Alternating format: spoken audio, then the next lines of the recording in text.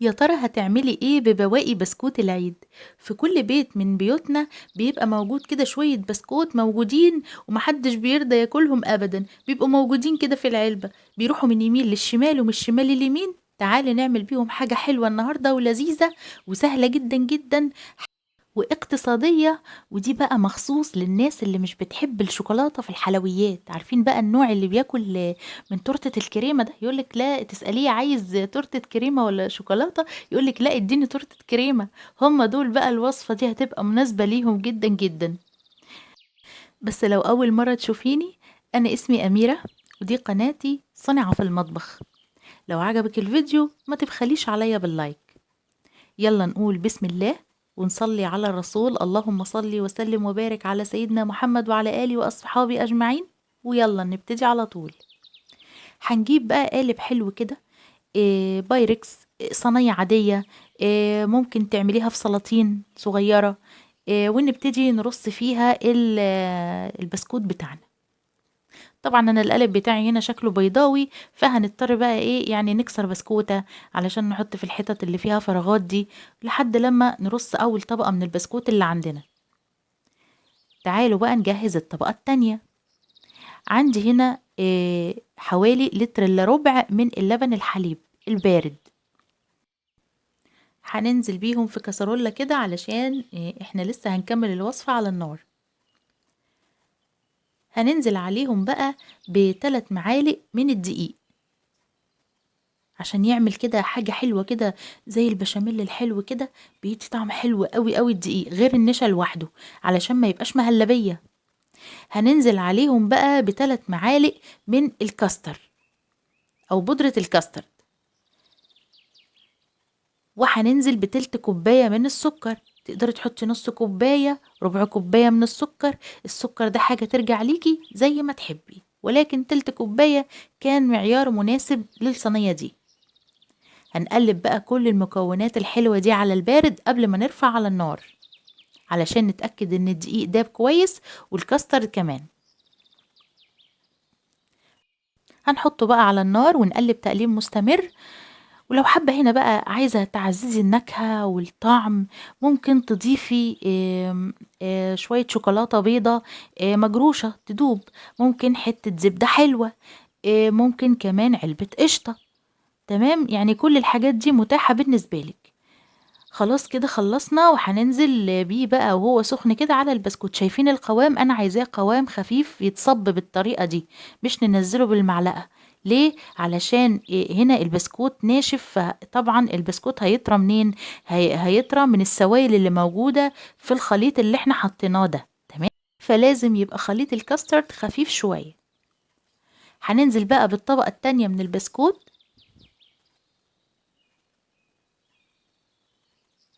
ونملى اي فراغات كده بالبسكوت، وننزل بباقي الخليط الحلو اللي احنا عملناه ده وهو سخن كده.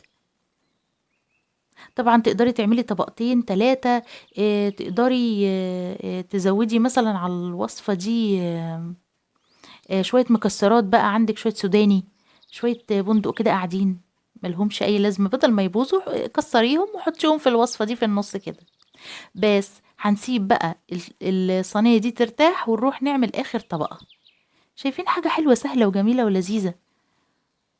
هننزل بمعلقتين من السكر، وهننزل بكوباية من المية الساقعة أو الباردة.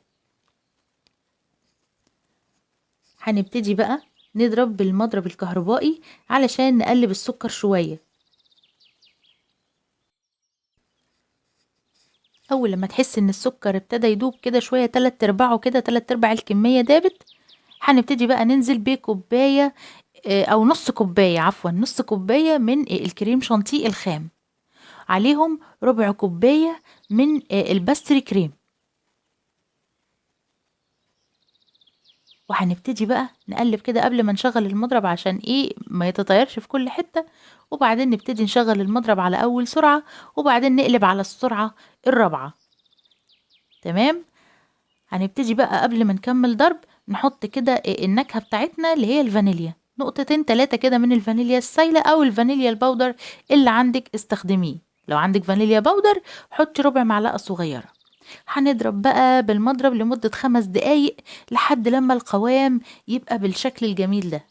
طبعا مش مهم القوام عندنا قوي لان احنا مش بنجلس تورته، يعني مش معمول الكريم شانتيه ده علشان نجلس بيه تورته، فانا عايزاه كده ايه، سايب شويه او طري شويه او قوامه مش متماسك قوي، علشان انا هحطه فوق الحاجه الحلوه بتاعتي دي، هفرده في الصينيه هيتفرد معايا على طول. تمام.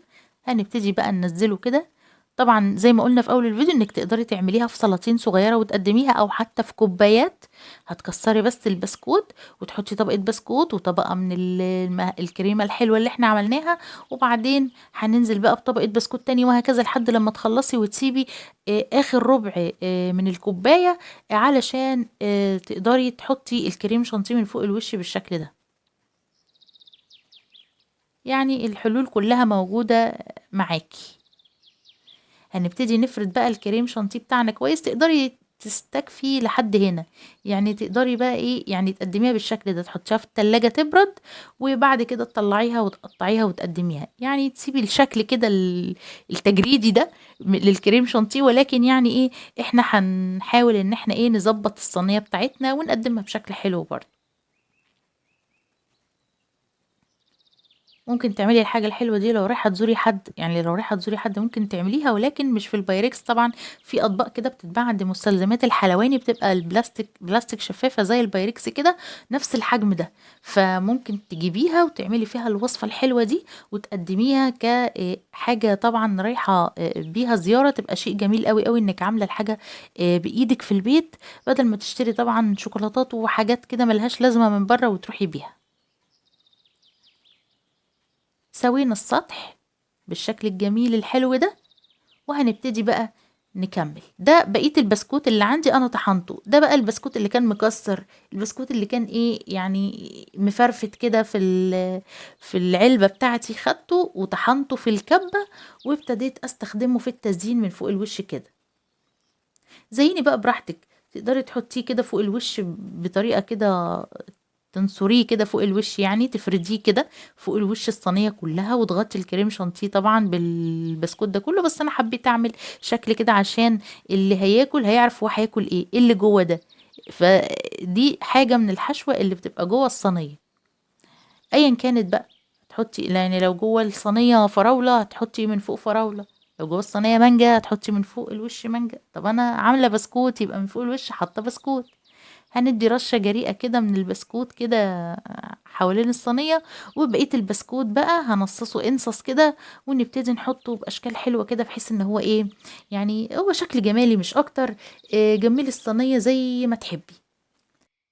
خلاص خلصنا، هنغطي بقى الصينية بستريتش راب علشان الكريم شانتيه ما ينشفش في التلاجة، ونحطها في التلاجة لمدة 4 أو 5 ساعات. طريقة سهلة وجميلة واستغلال أمثل لبسكوت العيد، بطريقة سهلة جدا واقتصادية ومش مكلفة. لو وصلتي معايا لحد هنا ما تبخليش عليا باللايك، واشتركي في القناة ونوريني علشان يوصلك كل جديد من صنع في المطبخ مع أميرة الطاهر. شكرا للمشاهدة.